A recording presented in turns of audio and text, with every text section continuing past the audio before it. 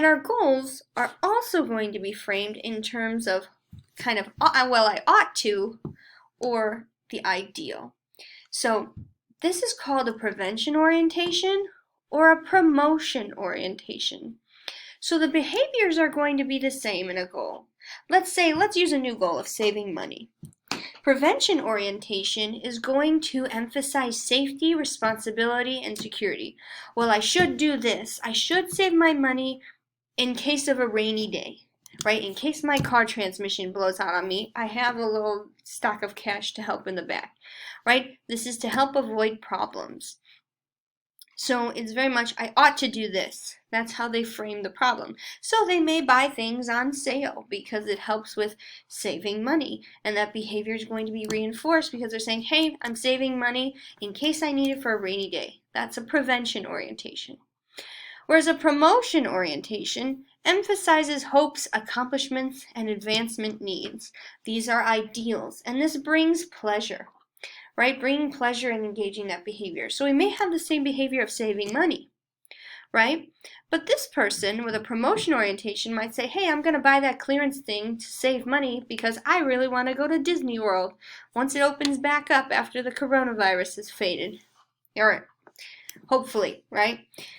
So maybe this person says, I want to save money to go to Disney World.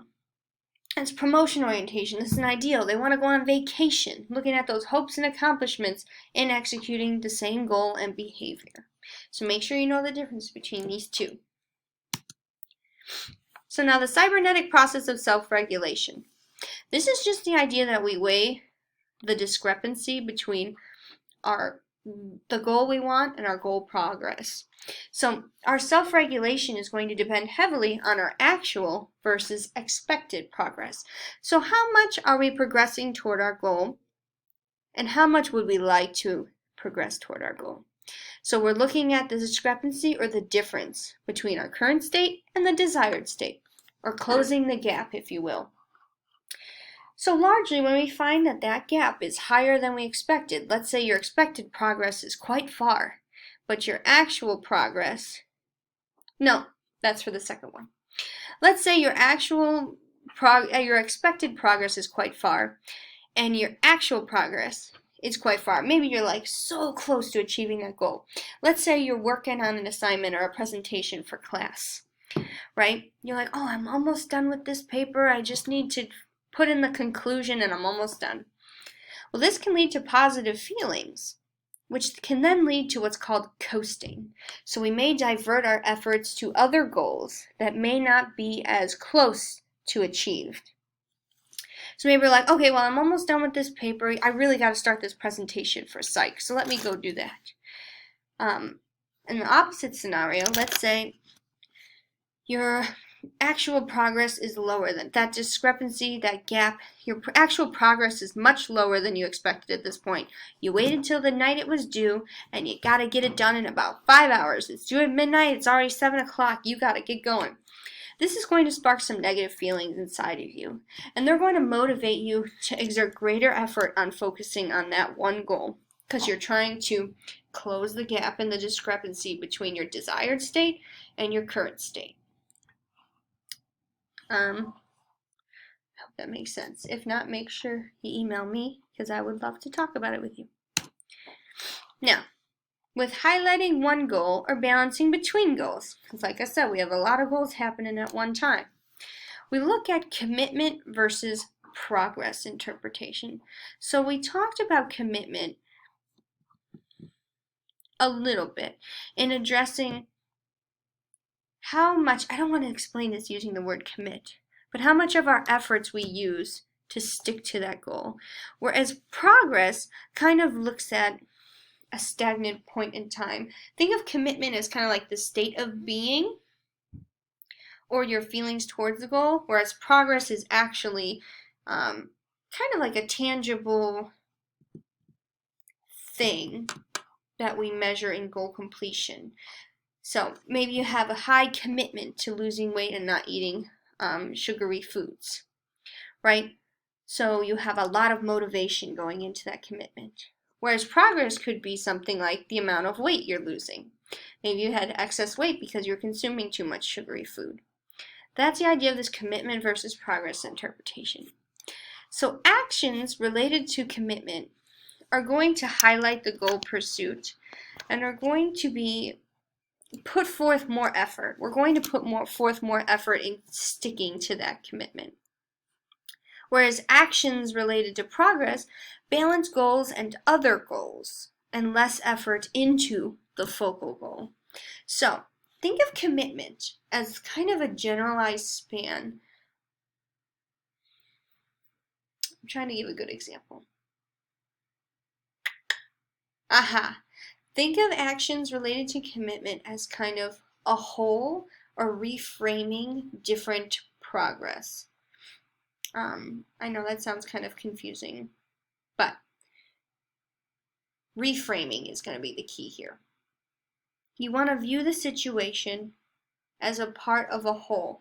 So if your goal is to eat less sugary foods, something that's sticking to commitment or behavior that sticks to the goal pursuit might be pushing away a tray of cookies, right?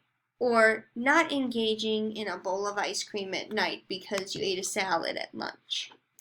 Whereas progress interpretation might balance goals with the other goals and saying, well, I've done a really good job of sticking to my goal of not eating sugary foods, so maybe if I just reward myself with one little snack a day, it'll be fine. So we're trying to reward ourselves in a sense. So think of it that way. Commitment continues, right? Whereas progress kind of says, well, stop, you've done a good job. Maybe we could backtrack a little bit because you've done so well. We're trying to reward ourselves. And so it kind of decreases the effort into that focal goal in an attempt to balance it with other goals. Maybe you have a goal to have sugary food on some unconscious level, right? So you might try to balance this goal of progress. Well, I haven't eaten a sugary food every day, so now I can reward myself. That's an idea of the action related to progress and rewarding ourselves for that progress. So, for example, saving money. Let's use another one. If we reinforce the commitment to saving money, we may say, well, look, I've already saved this much money. I don't really need to go to the clearance section today. I don't even have to go to the store. I just wanted to go to walk around and look. We might decide not to go to the store to buy anything. That's reinforcing our commitment to the goal of saving money. Whereas evidence of progress in saving money, we may say, well, I haven't spent a lot of money in a long time, so maybe I can afford to buy myself a $200 pair of earphones because, I've saved so much other money. I deserve to treat myself and reward myself. That's the evidence of progress. We're using that progress as kind of like a way to rationalize the deficit in our commitment and self-control. Make sure you read this section, by the way, because I'm just trying to give you the general kind of information with examples to help. I know this part is a little confusing, especially because words are escaping me right now. Just to be candid with you all, I'm having speech issues, but just make sure you read this part of the text. It'll help illuminate it. And then you can watch this video again and it might help. Now, when conflicting goals and self-control, okay, because sometimes we may have different goals, like we want to eliminate those sugary treats, but we also want to eat those sugary treats. They're delicious. I know I shouldn't keep using that one, but it's so relevant to me because I'm trying to eat healthier. But man, I love some ice cream, right? So, we come across other goals, and we have to exercise a sense of self-control. So whereas self-regulation kind of affects how we perceive the world and how we reframe our behaviors and cognitive thoughts, self-control is just controlling our impulses. It's controlling emotions, desires, and actions in order to resist that temptation. We're going to protect that valued goal. So self-control is a process of self-regulation. Maybe that'll help you know the difference. But self-control is very important. It's calling it out for what it is. Maybe you're having a goal of trying to use your phone less. So self-control is maybe flipping that phone over so you don't see the blinking light, right? We're controlling that impulse to touch our phone. We're controlling emotion or desire. Whereas self-regulation is more viewing it, I think of it as viewing it in more romantic terms.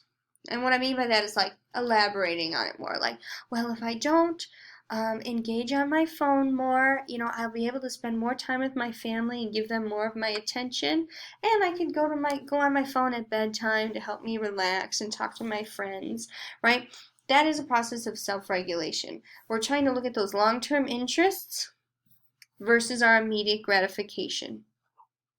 So with that immediate gratification, that's wanting something now. This may be an example of someone who, maybe they're in school because they want to graduate with a degree, but they can't quite plan on that long-term goal. So they decide to take up more hours at their current job because they want that immediate gratification of having the money now, right? This idea and capacity that we have different innate levels of self-control is an idea that was tested by Mitchell and Baker in 1975 at Stanford. And they said that self-control is an innate ability, and much like any other muscle, we can flex it and practice it. And so this video, you will find a sample. There have been so many replications of this study. But basically, I'm not going to play it in this video. Basically, it's looking at how children resist the temptation to eat a marshmallow. I know that sounds weird, but they asked in the original study 3 to 5-year-olds, they said, if they put a marshmallow on a plate, and Mitchell and Baker said, if you do not eat this marshmallow in 10 minutes when I come back, I will give you 2 marshmallows.